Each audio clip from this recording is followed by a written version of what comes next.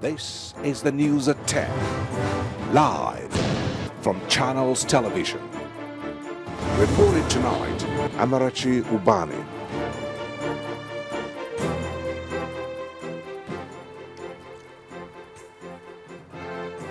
Good evening and welcome. Tonight, Adamawa State's acting governor, Amadu Fintiri, emerges winner of the PDP's primary, confirmed as party's candidate in the October governorship poll. PDP and APC trade accusations of fraud in the August 9th Osun State governorship election. INEC dismisses PDP's allegations of connivance.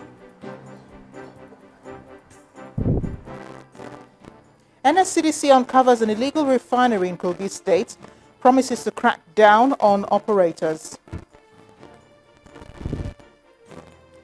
And President Barack Obama threatens to step up offensive against Islamic State militants.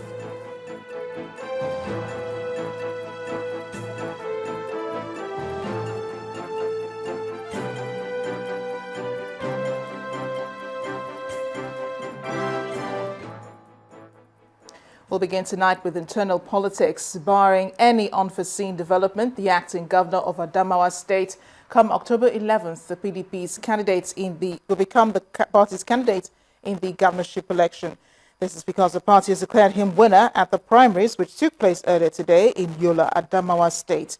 The acting governor won 5 other contestants, including the former military administrator of Lagos State, General Buba Marwa, in an election which also saw the withdrawal of 9 other aspirants who supported his emergence. Announcing the result this morning, the leader of the PDP delegation for the election, Mr. Dimeji Bankole, said the acting governor drew a total of 624 votes of the 912 votes cast to defeat the other contestants. With 624 votes. Cast out of a total vote of 912. His Honorable Amadu Maru Fintiri. We hereby declare the winner of this primaries. Yes. The current acting governor of the state, Honorable Amadu Umaru Fintiri. Congratulations. We are mindful of the enormous burden that this has placed on our shoulders, and it has emboldened us to lead Adamawa State out of the morass in which it has found itself. Adamawa State is undergoing a transformation, and together we can make her great again. Therefore, there is a work to be done to reverse the general social and infrastructural decay brought about by the state government of the last administration.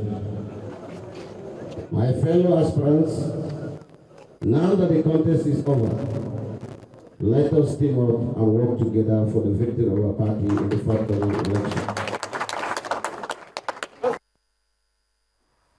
More politics. Dr. Nuhu Zagbai of the People's Democratic Party has been declared winner of the Niger East senatorial by-election. Declaring the result, the returning officer, Professor Wale Morenikeji, stated that Dr. Nuhu Zagbai scored a total of 92,056 votes to defeat his closest rival, David Umuru of the All Progressives Congress, who polled 87,405 votes. The elections were generally peaceful thanks to the heavy presence of security agents. However, there was low turnout of voters as it was last week. For instance, in Nasara B polling unit, only 59 persons out of the expected 258 voters showed up at the polling unit. Despite the voter apathy, both the People's Democratic Party, the PDP, and the All Progressives Congress were confident of victory at the polls. I'm confident normally in a relay when you have the first person leading the race. If the second and the third will do best, that means the last one will always finish off correctly. So I don't think we have problem. We at APC were very sure we'll be victorious. After a long wait at the collation center, the returning officer, Professor Wale Morenikeji, announced the result. PDP scored 92,056 votes. Dr. Nuhu Shehu Zagayi of PDP, having satisfied the requirements of the law and scored the highest number of votes, is hereby declared the winner and is returned elected. Now that a winner has been declared, the people of Niger East senatorial district will be looking forward to a quality representation at the Senate. The People's Democratic Party and the All Progressives Congress in Osun State have continued to trade accusations and counter-accusations on the August 9 governorship election. Also, the PDP is accusing INEC of collaborating with the APC to manipulate the election with the connivance of the two suspended INEC officials. But INEC has refuted the allegation in a press statement where it explained that the officers were suspended on administrative lapses occasioned in the discharge of their duties before the day of the election, and not electoral fraud as purported by the PDP.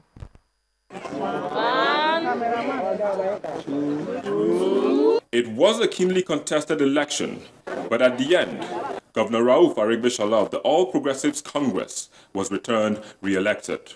The People's Democratic Party has since challenged the outcome of that election at the tribunal.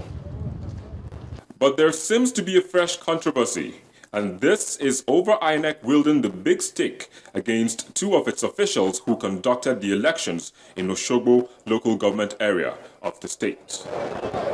Both men, Mr. Fuja Fabumi and Anthony Eshinoe, are currently on suspension for what INEC calls administrative lapses, which it says occurred before the election. And to support this claim, the Commission, in a release signed by the Chief Public Affairs Officer, Mrs. Adenike Tadeshe, stated clearly that the two officers were suspended for administrative lapses and not for manipulation. A human rights activist also offers more explanation. When INEC took this decision, it is in line with what is required of that body. It's in line with what is required of any particular organization, that has responsibilities to the people. To first and foremost deal internally and then embark on necessary prosecution, insofar as it is an offense against the law of the land. But the PDP would not accept such explanation, as it accuses INEC of colliding with the APC to manipulate the exercise in the two council areas. The truth of the matter is that INEC surrendered everything in their armory to APC before on the night of the election to assist them to the extent of asking them to go and prepare tarpaulin canopies. For the APC, INEC could not have been on its side when the party had long raised an alarm about the use of federal might to derail the cause of the election. We believe that further to the clarity of INEC, in which we are standing by, in which we believe that was happened, and if the PDP are now alleging because of the case in the tribunal, they should come with the fact and figures of why the two people were indicted, reason for their suspension. But to me, they are just raising unnecessary eyebrow. As it stands now, both parties have been granted permission by the Election Petition Tribunal to look into the electoral materials pending the commencement of the sitting of the Election Petition Tribunal. Members of the Edo State House of Assembly intending to contest various positions in the coming 2015 elections may have a major hurdle to cross. That's because some of the residents of the state are not happy with the way they have conducted themselves in the business of lawmaking in recent times and have resolved not to vote for them again. The lawmakers have been divided into two factions and have been holding sittings in separate venues since June this year. And as they resume from recess on Monday, there are indications the lawmakers will continue with their parallel sittings. These are members of the Edo State House of Assembly, divided right down the middle and fighting for supremacy. You cannot fight with your legs, but better leave that place. It all began when members of the All Progressives Congress in the House decided to suspend 4 of their colleagues from the House for what they described as gross misconduct. But that was after 4 members defected to the People's Democratic Party. This development resulted in sharp disagreement and later legal battles and finally physical fights between the two groups.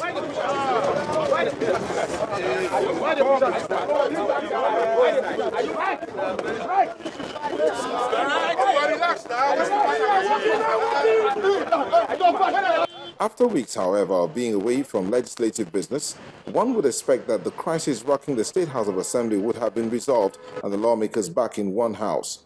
But according to both factions in the House, the status quo remains, as neither is willing and ready to shift grounds. The PDP legislators are going to resume, in the chambers, that is a legal, place for doing the House business, which is our input. And with the leadership that they have, they're going to continue. As far as we are concerned, we have only one house. The House of Assembly complex is under renovation. That renovation continues. So we expect that AON will resume where they should. But some of the electorate say they are watching with keen interest how the crisis will play out as they have the power to decide who will represent them in the next general elections. I already know the people that are not going to vote into power because most of them want to go higher and they cannot contain within the state. They not do now want us to vote for them to go more than this. So this is our time now. We have to vote them out. Next year is around the corner, where some of them will want you to come back and some of them want to go to Abuja. We're not giving any of them our votes again. The over 3-month-old crisis has had its toll on the people of Edo State, and according to them, the lawmakers may pay dearly for their actions in 2015. In part 2 after the break, our community report tonight examines an emerging fad in commercial motorcycle transport. It's in Calabar, the Cross River State capital. Please stay with us.